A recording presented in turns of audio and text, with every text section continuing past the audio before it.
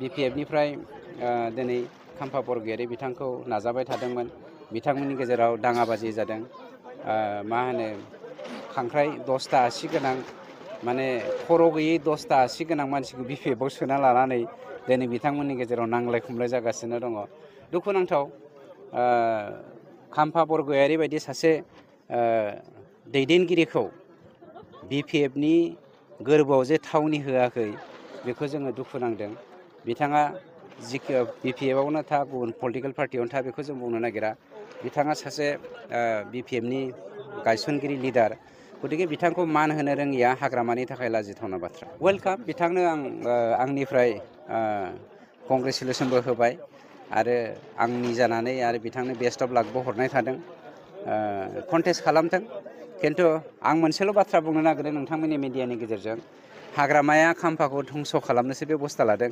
गतिके जतबां थाखा धोन दौलत दङ बे एमपि इलेक्सनाव गारालासिनो खाम्फाया नेमसेक बिपिएफनि जानानै गेलेयोब्ला आं सानो खाम्फा बरगयारि बिथांनि इयुन जिउनि जा न'खर दानायनि सिमां हारि दानायनि सिमां बे मोजां जागोन। थाखा गारनानै लाब गैया। थाखा गारनाय माने BPF-निफ्राय BPF हान्जानि सिगांनिसि मिटिं जादोंमोन। बे मिटिङाव जोङो फैगौ लकसभा इलेक्सनाव माने मोनबा समस्ति गेलेगोन होननानै थांखि लानाय जाबाय। बेनि गेजेराव बे मोनबा समस्तिनि नामा जाहैबाय बरपेटा, क'क्राझार, दरं, उदालगुरि, गुवाहाटी आरो तेजपुर मोनबा समस्तियाव गेलेगोन। आरो बिनिनो मोननै समस्तिखौ जोङो दिनै केन्डिडेट डिक्लेयार होबाय। मोनसेया क'क्राझार लकसभा ST रिजार्भ, बेवहाय जोङो आगोलनि डेपुटि चिफ आरो जोंनि दलनिनो भाइस प्रेसिडेन्ट आरो स्पक्स पार्सन खाम्फा बरगयारिखौ होनाय जाबाय। आरो दरं उदालगुरिनिफ्राय दानि एक्जिस्टिं खालाइगाव समस्तिनि MLA जोंनि BPF हान्जानि दुर्गा दास बर'खौ दरं उदालगुरिनि केन्डिडेट हिसाबै बासिनाय जाबाय। आरो बे मोनथाम समस्तिखौ जोङो थाबैनो जोङो डिक्लेयार होगोन साननै सानथामसो उनावनो। बास जोंना BPF हान्जाया जेराव देरहायो बेहायसो गेलेयो, सिदा खोथा। जोङो क'क्राझार लकसभायावबो जों देरहागोन, दरं उदालगुरियावबो जों देरहागोन आरो बरपेटा आरो गुवाहाटी आरो तेजपुर बे मोनथामखौबो जोङो जाय मानसिया बयबो पाब्लिकजों गनायजाथाव बेबायदि केन्डिडेटखौ जों बासिना होगोन। केन्डिडेट नागिरग्राया बहुद दङ, बरपेटायावबो बहुद दङ, गुवाहाटीनि थाखायबो दङ आरो तेजपुर समस्तिनि थाखायबो गेलेनो केन्डिडेट जानो ओंखारबोनाय गोबां दङ। जायखिजाया जों थाबैनो थिग खालामनाय जागोन। देरहागोन जोङो, क'क्राझारावबो देरहागोन, दरं उदालगुरियावबो देरहागोन। दे जाबाय। माखासे बेरेखा दलफोरा फैगौ MP बिसायख'थिनि उनाव BPF-आ जिर' जासिगोन। बे सोरबा ना इलेक्सन समाव बयबो बिदिखौ बुंखायो। सासेया सासेखौ बखिलायखायो, मोनसे दोलोआ मोनसे दोलोखौ बखिलायो। बे इलेक्सन प्रसाराव बे जायो, बुंगोन, जोंबो सोरखौबा बुंगोन, सोरबा जोंखौ बुंगोन, बे जायो इलेक्सनाव। बेयो इलेक्सननि बे सायख'थि जिथु मा होनो प्रसार, बे प्रसाराव बयबो मोनसेया मोनसे दलखौ बखिलायनाया बे जोंनि थाखाय जेबो खहा खालामा आरो खालामनाय नङा।